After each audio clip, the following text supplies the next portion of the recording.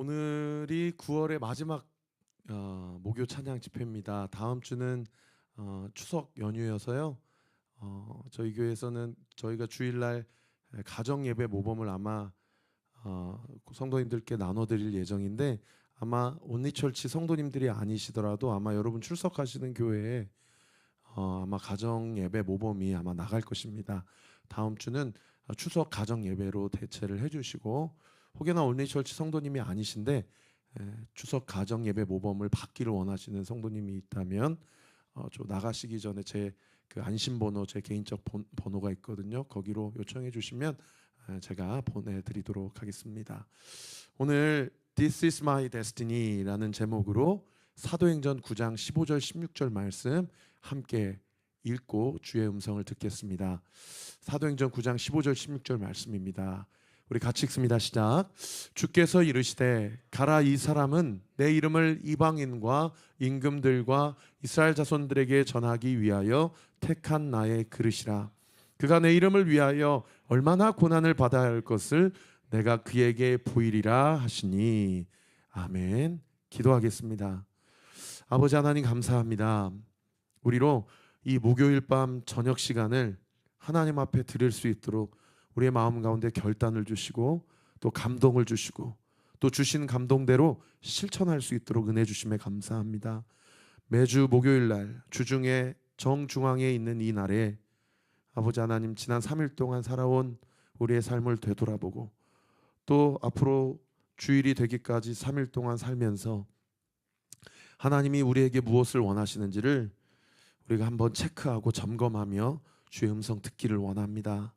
오늘 말씀을 전하는 자의 입술을 성령께서 주장하여 주시고 우리 사랑하는 성도들의 귀를 주장하여 주셔서 이 말씀이 들리게 하시고, 들린 말씀대로 마음이 뜨거워지게 하시고, 마음이 뜨거워진 대로 영적인 분별력이 부어지게 하시고, 영적인 분별력이 부어진 대로 성령의 충만함을 받게 하시고, 성령의 충만함을 받은 대로 육체의 질병이 고침받고, 정신, 마음, 생각의 질병이 있다면 고침받고, 특별히 영적으로 눌린 것들이 있다면 풀어지고 자유케 되어지는 오늘 이 밤 되게 하여 주시옵소서. 감사드리고 살아계신 예수 그리스도의 이름으로 기도하옵나이다. 아멘. 계속해서 사도행전을 우리가 살펴보고 있습니다.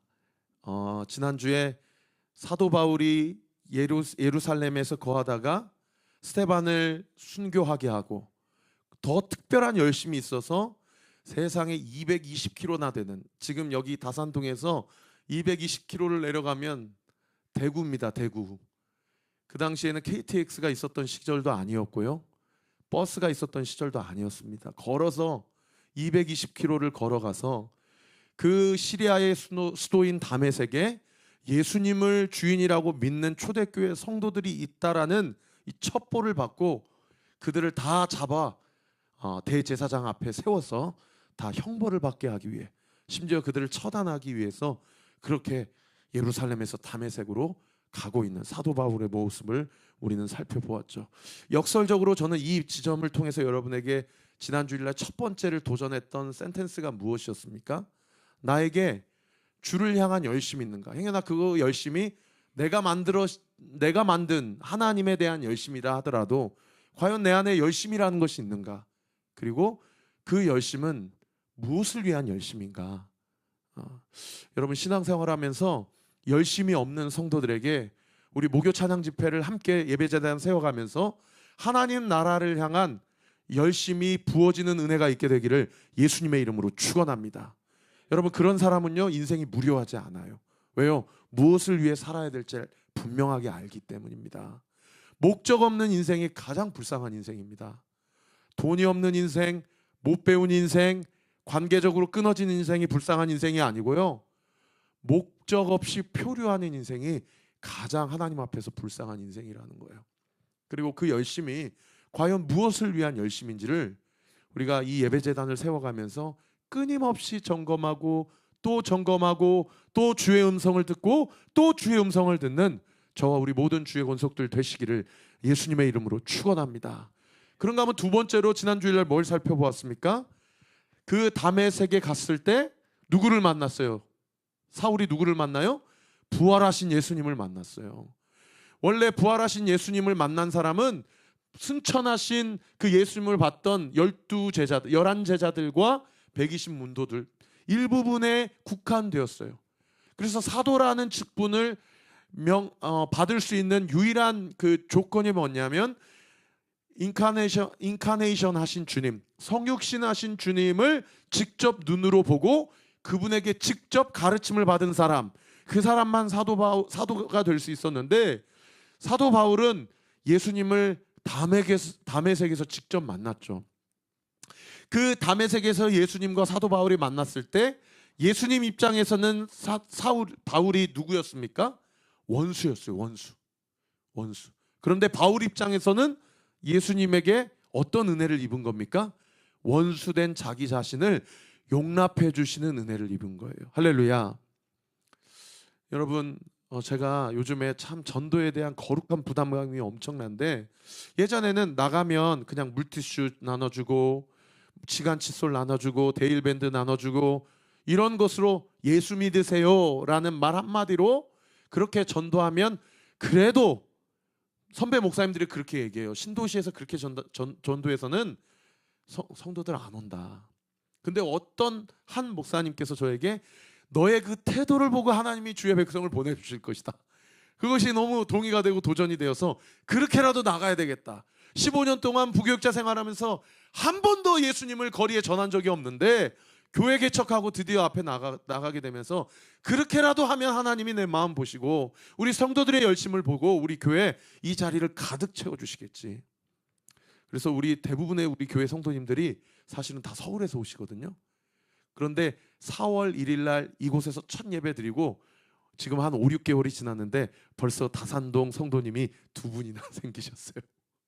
그리고 세상에 7월, 8월 그 더울 때 휴가철에는 새벽 예배 드리면은 저와 제 아내 2명이서, 저는 여기서 말씀 전하고 우리 아내는 저 부조 안에 들어가 가지고 그래서 BGM 켜고 BGM 오프하고 그런 일들 하여서 이 백석이 한 명도 안 계셨는데 9월 첫째 주 딱 되니까요, 새벽 예배 때마다 2분을 주님이 보내주세요.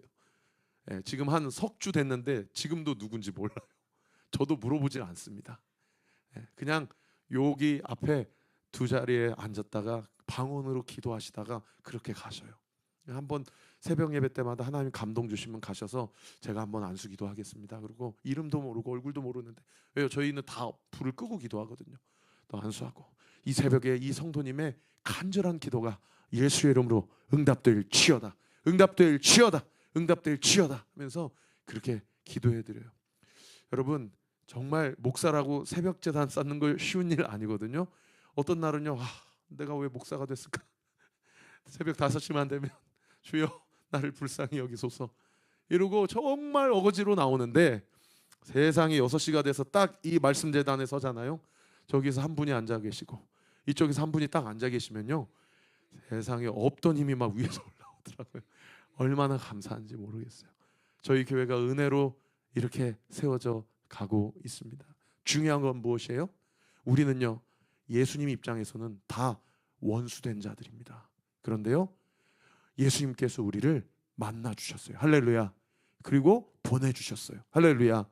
여러분, 오늘 이 밤에도 여러분이 나온 것 같지만 주님이 우리를 지명하여 이곳 가운데 보내주신 줄 믿으시기를 예수님의 이름으로 축원합니다. 왜요? 여러분, 예수님이라는 분요, 내가 믿고 싶다고 믿을 수 있는 분이 아니에요. 그분이 우리를 믿게 해주시도록 우리 가운데 믿음을 불어넣어 주셔야 돼요. 할렐루야. 그래서 요즘에는 어떤 기도를 하게 되냐면 물티슈만 주고 시간 칫솔만 주고 예수님 믿으세요가 아니라, 안녕하세요, 저는 여기 온리처치 목사입니다. 저에게 딱 10분만 좀 시간을 주실 수 있습니까? 아마 10명 중에 10명 다 저 바빠요 그러고 가시겠죠. 그럼 이거라도 받아가세요 라고 하고 줘야 되겠다. 그러다가 지난주 말씀처럼 가사지방으로 걸어가는데 하나님께서 빌립 집사에게 누구를 만나게 하십니까? 이디오피아 넷이 간다기를 만나게 하시잖아요. 하나님께서 10분만 저에게 좀 시간을 줄 수 있습니까? 내가 당신에게 예수님을 소개하고 싶습니다라고 하면 10명 중에 10명에게 그렇게 거절을 당한다 하더라도 그 말까지 내가 해야 되겠다. 그리고 그 사람이 거절하면 그때부터서 그 사람의 영혼 구원의 문제는 내 손을 떠난 것이다.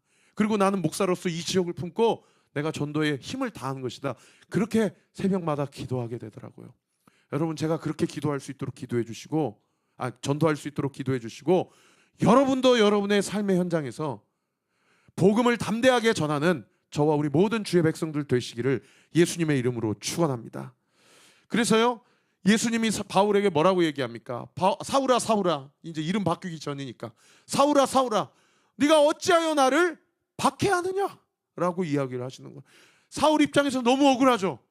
나는 주님을 위해서 하였고, 내가 생각한 이 야훼 하나님은 지금 나에게 음성을 주시는 그분이신데, 그분이 내가 박해했던 예수님이라는 것을 정말 눈꼽만치도 생각한 적이 없었을 거예요. 그런데 하나님께서 뭐라고 그래요? 사울에게 네가 지금 박해하는 게 나다라고 이야기를 하는 거예요. 무슨 얘기예요? 세상이 믿는 교회와 성도들을 박해할 때 우리 주님이 박해받는 성도들과 동일하게 고통을 겪으신다라는 것입니다. 할렐루야. 그래서 지난주 말씀에 시편 31편을 여러분에게 도전하고 선포하지 않았습니까? 예수님께서 나의 고난을 뭐 하시고 보시고, 할렐루야, 내 영혼을 아셨으며 내 발을 넓은 곳에 세우셨음이니이다. 할렐루야. 여러분, 이 은혜가 식어지면요, 우리 안에 믿음 가운데 어떤 현상이 일어나냐면, 하나님이 지금 나를 구경하고 계시는구나, 하나님이 날 도와주지 않으시는구나, 이런 생각이 꽃피워지게 된다는 거예요. 여러분, 그 우리 안에 있는 생각이 자리 잡고 있는 부분이 있다면 오늘 이 시편 31편 말씀 붙잡고 그 생각을 예수 그리스도의 이름으로 대적하시기 바랍니다. 할렐루야. 하나님은 구경하시는 하나님이 아니십니다. 하나님은 앞서서 행하시는 하나님, 하나님은 진두지휘하시는 하나님, 하나님은 우리의 삶을 책임지시는 하나님임을 믿으시기를 예수 그리스도의 이름으로 축원합니다. 그래서 오늘 이 밤에요, 그냥 나와서 그냥 앉아있다가 가지 마시고 하나님이 책임져 주셔야 될 삶의 구체적인 문제와 영역이 무엇인지를 하나님 앞에 명명백백하게 구하시는 우리 사랑하는 성도들 되시기를 예수님의 이름으로 축원합니다. 어제도 한 성도님이 새벽 1시까지 여기서 저랑 같이 철회하면서 기도하는데, 정말 하나님이 정말 중요한 결정을 지금 해야 되거든요. 그래서 하나님이 긴박하게 나에게 사인을 주셔야 되고 나에게 말씀해 주셔야 내가 하나님이 주시는 음성대로 선택해야 지나고 나서도 그 선택에 대해 후회하지 않을 것 같다 라면서 요 앞에서 저랑 같이 안수하면서 기도하면서 얼마나 부르짖으면서 기도했는지 몰라요. 근데요, 저는 그분이 가고 나서 그런 생각이 들더라고요. 그분이 어떤 선택을 하든지 간에 참 저분은 복 받았다. 왜요? 여러분, 긴박한 순간에 당도하였을 때, 직면하였을 때 기도의 자리에 나올 줄 아는 그 사람, 여러분, 그 사람이 복된 사람입니다. 믿으시면 아멘. 문제가 해결되고 안 되고는 나중 문제예요. 왜요? 그 사람이 기도의 자리에 나왔다는 것은 이 문제의 모든 해결의 그 권한이 내가 지금 기도하는 그 대상 되시는 예수님께 있다라는 것을 인정하는 믿음의 행위이기 때문이에요. 할렐루야. 오늘 밤에 우리의 기도가 다른 종교에서 기도하는 그 기도의 수준이 아니기를 예수님의 이름으로 축원합니다. 기도의 대상이 누구이신지, 그분은 나의 문제를 어떻게 해결하실 수 있는 분인지, 그분은 어떠한 능력에도 제한이 없는 분임을 믿고 의지하며 주님 앞에 선포하며 기도할 때에 우리 사랑하는 성도들의 구체적인 기도의 제목이 반드시 응답될 것을 믿으시기를 우리 구주 예수 그리스도의 이름으로 축원합니다. 여러분, 오늘 말씀 9장 15절 16절 말씀, This is my destiny, 이것이 나의 정체성입니다, 이것이 나의 운명입니다 라고 고백하는 오늘 본문 보시면은 드디어 이 사도 바울이, 이 사울이라는 사람이 다메섹에서 예수님을 만납니다. 그리고 예수님이 사울만 만나신 것이 아니고요, 그 이전에 누구를 준비하시는 거 아니? 아나니아라는 사람을 준비하세요. 아나니아. 여러분, 이 아나니아라는 사람이 사도행전 오늘 본문 9장에 첫 번째 등장하는 것이 아니고 사실 5장에 등장해요. 물론 다른 사람입니다. 똑같은 이름이에요. 근데 5장에 등장하는 아나니아, 또 삽비라, 이런 이 부분은요, 하나님 앞에서 심판받은 사람들이에요. 하나님의 것을 일정 부분 감추고 헌금을 횡령해 가지고 초대교회 안에서 뚜렷하게 하나님의 심판을 받은 자입니다. 그런데 똑같은 이름인데 다른 사람인 오늘 본문의 아나니아는 다메섹 출신의 예수 그리스도의 제자라고 오늘 본문이 소개를 하고 있어요. 이 아나니아의 이름의 뜻이 무엇인지 아세요? 이 아나니아의 이름의 뜻은 은혜라는 뜻이에요. 은혜. 하나님이 나에게 은혜를 주셨다. 나의 하나님은 여러 하나님, 권능의 하나님, 치료의 하나님, 구원의 하나님, 전 에베네셀의 하나님, 임마누엘의 하나님, 여러 하나님 중에 내가 만난 하나님은 어떤 하나님이다? 은혜로우신 하나님이다 라는 것을 자신의 이름을 통해서 신앙 고백한 예수 그리스도의 초대교회 이방인 수도의 제자입니다. 그런데 오늘 본문에 예수님에 대한 사울의 태도와 이 아나니아의 태도가 극명하게 대조되고 있다는 것을 알 수 있어요. 똑같이 사울도 하나님을 위해서 열심을 내고 있고 똑같이 아나니아도 하나님을 위해서 열심을 내고 있어요. 여러분들 교회에서 봉사 많이 하는 성도님들 똑같이 주님을 위해서 봉사하고 있어요. 주님을 위해 전도하고 말씀을 읽고 암송을 하고 신앙생활을 하고 있어요. 똑같은 열심인데 주님이 나를 찾을 때 그 사람의 태도와 반응을 보면 그 사람의 믿음과 신앙이 잘 되어져 가고 있는지 잘못되어져 가고 있는지를 가늠할 수 있는 척도가 된다는 거예요. 여러분 사울은 주님이 부르셨을 때 뭐라고 고백합니까? 한번 띄워주세요. 5절의 말씀에 보면 사울은 주님이 부르실 때 뭐라고 고백하냐면 대답하되 같이 읽습니다. 시작. 주여 누구시니까? 사울아 사울아 라고 뭔가 어디에선가 불강력적인 뭔가 초월적인 뭔가 절대적인 그 주권자가 자기 자신을 부르는 음성을 들었어요. 여러분 얼마나 서슬이 시퍼렇도록 두렵겠어요. 어떤 영적인 존재가 나를 부르는 거예요. 영천아 영천아 아무개야 아무개야 부르는 거예요. 열심히 있어요. 220km 나가서 내가 주의 나라와 영광을 위해서 이렇게 공로를 쌓으리라 하면서 열심으로 그렇게 신앙생활을 해요. 그런데 그 열심히 있는 현장 가운데서 하나님이 사울을 부르실 때 사울이 하나님에 대해서 뭐라고 얘기해요? 주여 누구시니까? 무슨 얘기입니까? 누군지도 모르고 열심을 내고 있다라는 거예요. 누군지도 모르고. 사랑하는 성도 여러분, 여러분의 신앙과 헌신의 대상이 누구십니까? 누구세요? 예수님이 누구신지, 여호와 하나님이 누구신지, 성령 하나님이 누구신지 우리는 날마다 말씀을 통해서 기도를 통해서 예배를 통해서 우리 주님을 알아가야 돼요. 할렐루야. 그래서 여러분 꼭 기도하세요. 주님을 알고 싶다고 기도하세요. 주님을 알고 싶다고. 주님이 누구신지 알고 싶습니다. 어떤 A라는 사람은 자기가 만난 하나님이 그 본래 하나님의 전부라고 생각해요. B라는 사람은 자기가 만난 하나님이 그 본래 하나님의 전부라고 생각해요. 얼마나 착각 중에 착각이고 교만 중에 교만인지 몰라요. 여러분 우리가 공동체를 이루고 함께 교회를 세워야 되는 이유가 무엇인지 아십니까? 건강한 신앙생활은 결코 개인적인 신앙생활로 그치면 안 된다는 것이 왜 그런지 아십니까? 우리 각자가 만난 하나님을 공동체 가운데 서로 나눠야 돼요. 내가 만난 하나님과 저 사람이 만난 하나님의 퍼즐이 맞춰지는 거예요. 그러면서 온전한 하나님을 더 깊이 알아가는 것, 그것이 교회가 이 땅에 존재하는 가장 중요한 이유입니다. 주여 누구니까? 주여 누구니까? 너무 큰 충격을 받았을 거예요.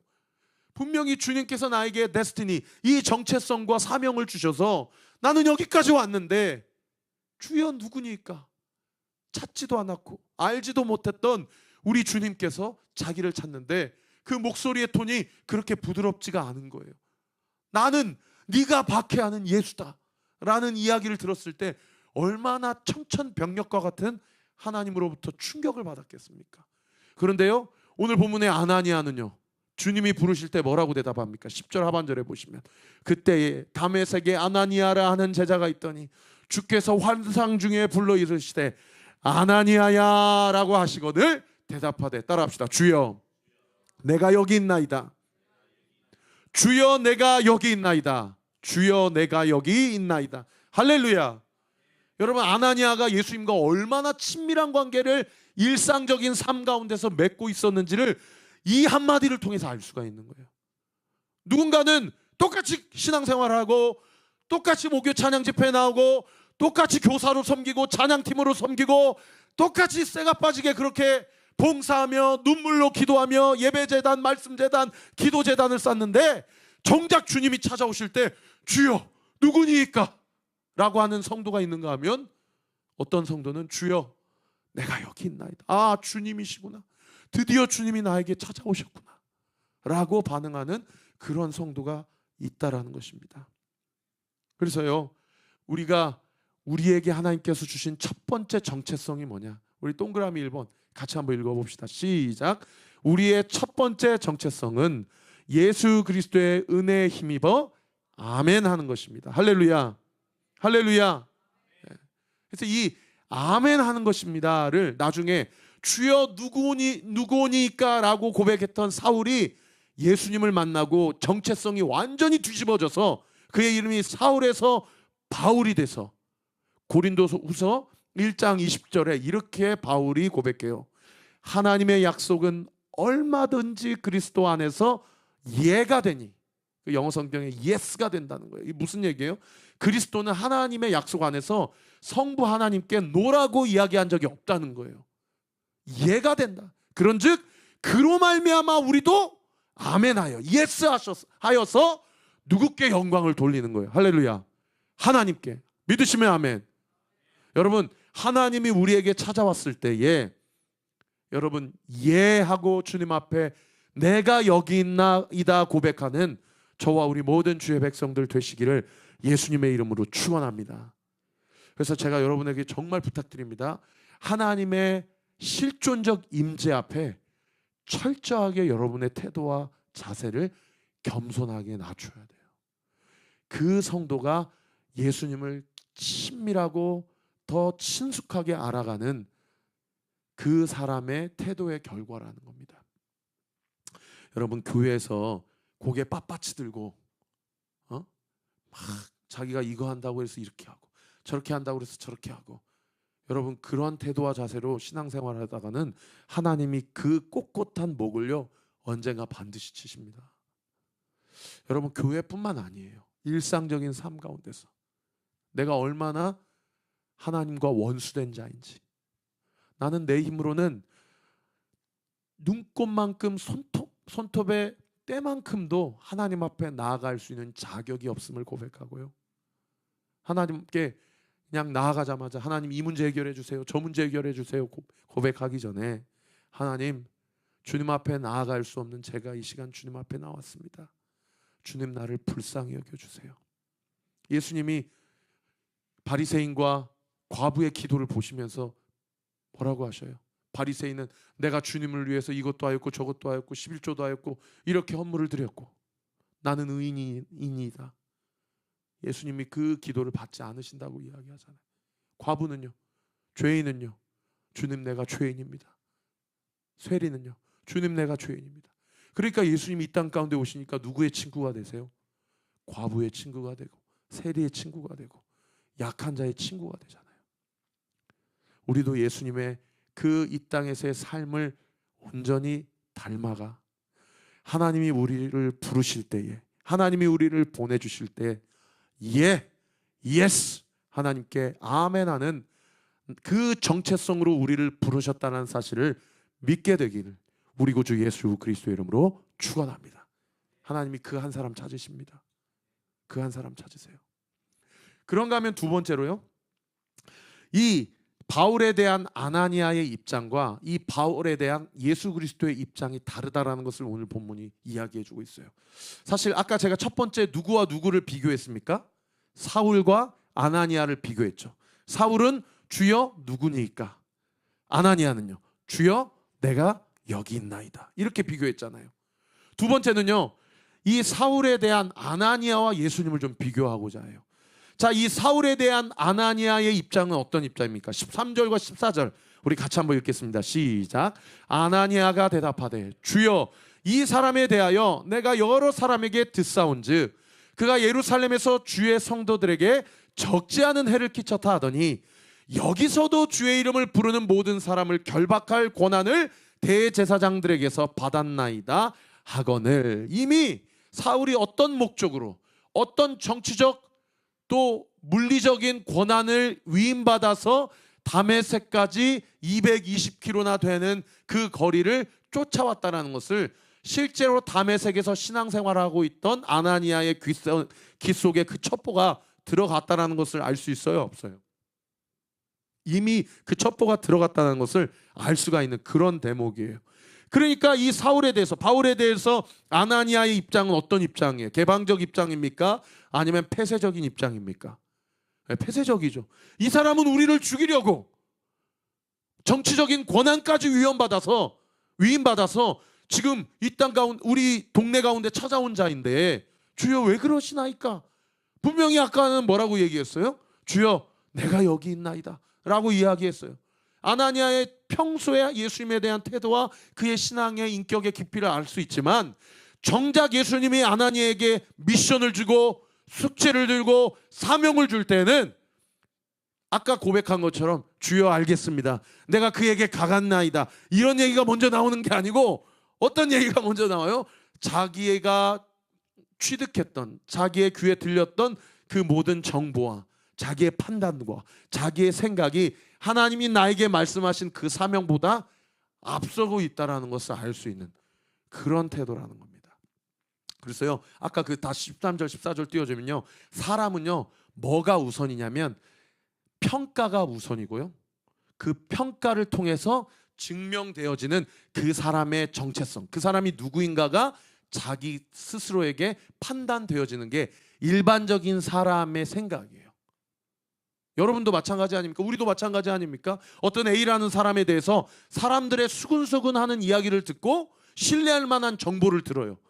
그러면 그 다음 우리에게 주어지는 반응과 변화는, 일어나는 현상은 뭡니까?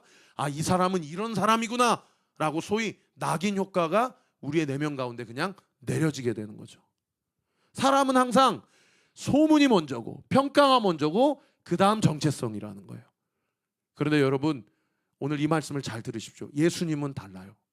아나니아는 믿음이 좋았음에도 불구하고 그런 소문과 평가가 먼저고 정체성이 두 번째인데, 예수님은 정체성이 먼저고 그 다음 그 사람에 대한 평가가 내려집니다. 이게 예수님의 사람에 대한 일반적 접근이에요. 그 말씀이 오늘 보면 15절과 16절에 기록되어 있는데요, 우리 같이 한번 읽어보겠습니다. 시작. 주께서 이르시되 가라, 이 사람은 내 이름을 이방인과 임금들과 이스라엘 자손들에게 전하기 위하여 택한 나의 그릇이라. 그가 내 이름을 위하여 얼마나 고난을 받아야 할 것을 내가 그에게 보이리라 하시니. 여러분, 이 15절 말씀 계속 띄워주시면 예수님은 아나니아랑 완전히 순서가 뒤집어지죠.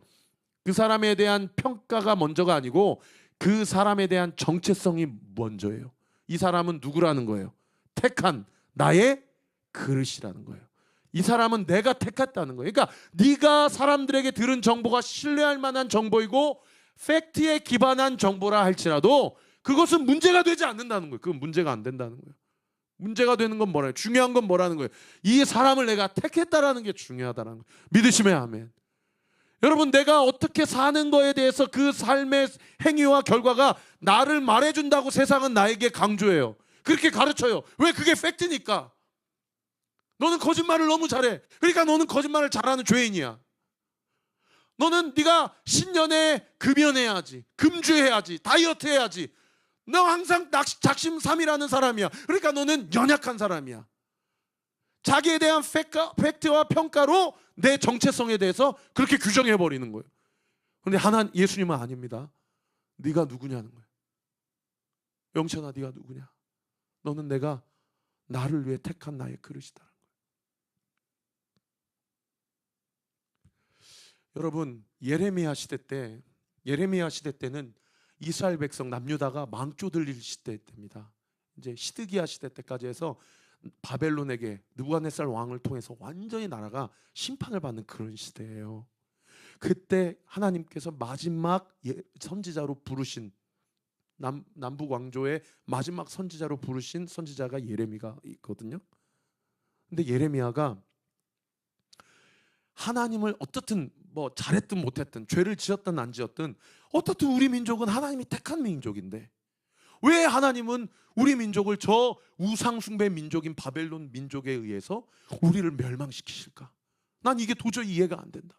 반대로 저 사람들은 하나님이 택한 민족이 아닌데 왜 주님께서는 저 사람들을 택하셔서 나라를 세우시고 시대에 가장 강력한 제국과 강대국을 건설하시는 그런 은혜를 베푸실까?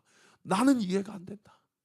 여러분, 이게 예레미야 선지자만의 고민이 아니고요, 21세기를 살아가는 그리스도인들의 동일한 고백이에요. 저 사람은 교회도 안 다니는데, 저 사람은 예수님 믿지도 않는데, 저 사람은 11조도 안 하고 하나님 두려워하지도 않고, 저 사람은 주의 나라를 위해서 살려고 노력도 안 하는데 왜 저 사람은 저렇게 잘 되고 나는 이렇게 쇠가 빠지게 고통 가운데 하나님 앞에 울부짖고 기도해도 늘 하나님의 기도의 응답은 유보되는 것 같고, 주님 관망하시는 것 같고, 주님 과연 나를 사랑하시는가, 이런 생각이 우리 안에도 신앙생활할 때 얼마나 많이 드는지 몰라요. 얼마나 많이. 그런데 그런 고민을 하고 있는 예레미야에게요, 하나님이 찾아오세요. 그래서 예레미야 18장에 보면 하나님이 예레미야를 어디로 가라고 하시냐면, 야, 예루살렘 남쪽으로 가라. 예루살렘 남쪽으로. 거기 흰놈의 골짜기라는 곳이 있거든요. 거기서 이스라엘 백성이 무엇을 그 땅에서 하냐면 그릇을 만들어요. 토기장이가 모여가지고 거기서 그릇을 만들어요. 그러니까 예레미야 선지자가 거기 가서 토기장이들이 그릇 만드는 모습을 보니까 쇠가 빠지게 잘 만들다가 내가 봤을 때는 잘 만들었는데 갑자기 토기장이가 그 그릇을 던져버려요. 그래가지고 처음부터 다시 또 만들어요. 잘 만들어졌다고 생각했는데 완전히 뭉개버려가지고 처음부터 다시 만들고, 또 내가 보기엔 좀 부족한 것 같은데 토기장이가 이렇게 보더니 잘 만들었네 하고 그것을 또 말려가지고 시장에 갖다 팔고, 이런 모습을 예레미야가 본 거예요. 그 토기장이를 보여주시면서 하나님께서 예레미야에게 뭐라고 말씀하시냐면 이렇게 말씀하세요. 여호와의 말씀이니라. 이스라엘 족속아, 이 토기장이가 하는 것 같이 내가 능히 너희에게 행하지 못하겠느냐. 이스라엘 족속아, 진흙이 토기장이의 손에 있음과 같이 너희가 내 손에 있느니라. 따라합시다. 너희가 내 손에 있느니라. 여러분, 믿음으로 따라하세요. 나는 하나님의 손에 있습니다. 내 인생은 예수님의 손에 있습니다. 믿으시면 아멘. 토기장이가 내가 보기엔 부족한 것 같고 너무 불합리한 것 같고 너무 불공평한 것 같은데 그것은 잘 만들어졌다 하고 그릇으로 그냥 맞춰버리고, 내가 보기엔 너무 잘 만들어졌고 너무 잘 생산이 된 것 같은데 갑자기 진흙을 다 땅에 팽개쳐가지고 처음부터 다시 만들고, 이와 같이 이스라엘아, 너희가 내 손에 있다. 너희는 진흙이고 나는 토기장이다 라고 이야기하고 있다는 겁니다. 아나니아가 봤을 때는 저 사람은 예수님의 원수, 초대교회 성도들이 가장 기피해야 될 1호 대상자. 그런데 예수님은 아나니아에게 찾아오셔서 소문과 평가에 대해서 먼저 재단하고 정죄하지 않으시고 정체성을 먼저 이야기해요. 이 사람은 내가 이방인 선교를 위해서 택한 나의 그릇이다. 여러분, 오늘 이 밤에 내가 누구냐는 거예요. This is my destiny. 내가 누구냐는 거예요. 여러분의 정체성이 누구이고 그 정체성을 흔들리게 하는 여러분의 주변의 환경과 상황과 여건은 무엇입니까? 저는 이 밤에 하나님이 저에게 주신 영적 권세를 가지고 이 시간 선포합니다. 사랑하는 성도 여러분, 여러분 한 분 한 분은 하나님께서 택하신 예수 그리스도의 그릇입니다. 믿으시면 아멘. 상황이 어떻게 나를 둘러싸고 있다 하더라도, 내 가정 형편이 어떻다 하더라도, 나의 직장의 환경이 어떻다 하더라도, 나의 지금 감정과 나의 육신의 컨디션이 어떻다 하더라도 이 말씀을 듣고 있는 주의 권속들은 모두 다 예수 그리스도께서 택하신 예수님의 그릇임을 믿으시기를 예수 그리스도 이름으로 축원합니다. 아까 15절 16절로 다시 돌아가서요, 먼저 정체성을 이야기하시고 나서 16절에 뭐라고 얘기합니까? 비로소 평가와 소문을 이야기하세요. 그가 내 이름, 예수 그리스도의 이름을 위하여 얼마나 고난과 고통과 고역을 받아야 할 것인지를 내가 직접 그에게 보이겠다. 보이겠다, 다른 번역 성경에 알려주겠다. 소문이죠. 정체성이 먼저고 그 다음 그 사람에 대한 소문이 열방 가운데 퍼지게 될 것을 예언하고 있는 그런 본문이에요. 사랑하는 성도 여러분, 나를 향한 세상의 소리에 귀 기울이지 마십시오. 심지어 나를 향한 나 스스로의 판단에도 여러분 나 자신을 정죄하거나 재단하지 마십시오. 예수님이 우리를 택하셨다면 내가 나를 생각하고 재단하는 판단도, 세상과 사람들이 나에 대해서 판단하고 규정하는 나의 정체성조차도 다 십자가 앞에서 이미 못 박혀졌음을 믿으시기를 우리 구주 예수 그리스도의 이름으로 축원합니다. 그래서요, 동그라미 2번, 우리의 두 번째 정체성은 뭡니까? 하나님의 절대 구주권을 인정하는 거예요. 내 스스로가 인정하고 내 스스로가 정의하는 그 나에 대한 정체성이 아니라 하나님이 나에 대해서 당신의 절대 주권을 사용하셔서 말씀하시는 그 정체성을 취하고 그 정체성대로 세상이 나에 대해서 무엇이라고 이야기하든지 간에 하나님이 나에게 주신 말씀을 진리로 붙잡고 세상 가운데 나아가는 자, 오늘 이 시대에도 그런 자, 그런 한 사람을 찾으신다라는 것이죠. 말씀의 결론을 맺겠습니다. 여러분, 이렇게 아나니아는 소문을 가지고 그 사람을 평가하고 그 사람은 기피 대상 1호입니다. 그 사람은 예수님 당신의 주적입니다. 원수입니다. 라고 그렇게 이야기를 했음에도 불구하고요, 예수님께서 아니다. 평가가 먼저가 아니라 나의 절대 주권이 먼저다. 정체성이 먼저다. 라고 하신 이 예수님의 말씀 앞에 이 은혜라는 이름의 뜻을 갖고 있는 아나니아가 여러분 이 예수님의 말씀 앞에 어떻게 반응했을까요? 오늘 본문 17절부터 19절까지 보시면 제가 읽어드릴게요. 이 말씀을 듣고 아마 동의는 안 됐을 거예요. 그리고 심지어 두려웠을 거예요. 왜요? 자기도 스데반처럼 돌 맞아서 죽을 수도 있다라는 그런 각오를 가지고 아마 사울에게 찾아갔을 것입니다. 아나니아가요, 세 가지로 순종을 하는데 자기가 있는 곳을 떠나서 사울이 있는 그 집에 들어가서 그 집에 그에게 안수합니다. 자기의 두려운 마음, 자기의 인정되지 않는 마음, 자기 안에 이해되지 않는 그 모든 마음도 다 십자가 앞에 내려놓고 예수님의 말씀 앞에 순종해서요, 뭐라고 얘기해요? 형제 사울아. 사울에 대해서 형제라고요. 내 가족 사울아. 주, 곧 네가 오는 길에서 나타나셨던 예수께서 나를 보내어 너로 다시 보게 하시고 성령으로 충만하게 하신다 하니. 여러분, 이 18절 말씀이 감동 아닙니까? 즉시로, 그 즉시 사울이 눈에서 비닐 같은 것이 벗겨져 다시 보게 된지라. 일어나 세례를 받고 음식을 먹음에 강건하여 진지라. 할렐루야.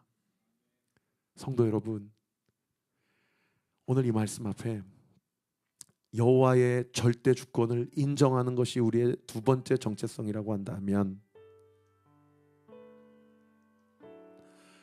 인정하는 것에서 더 나아가서 아나니아처럼 이해되지 않아도 들려진 주의 음성 앞에 순종의 자리까지 나아가게 되는 저 우리 모든 온리교회 성도들 되시기를 우리 구주 예수 그리스도 이름으로 축원합니다.